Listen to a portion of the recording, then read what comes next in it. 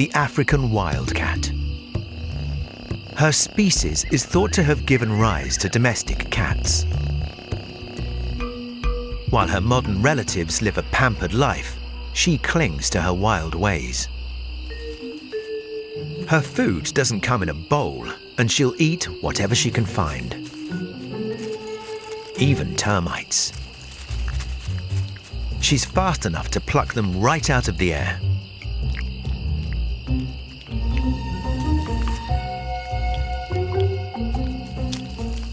Focused, and unlike her city slicker cousins, she's not the biggest cat in town.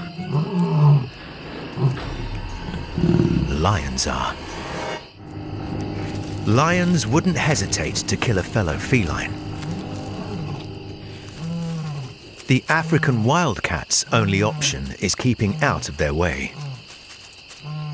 Her small size, speed, and agility help her stay under the radar. While the lions devour their dinner, she needs to find her own main course.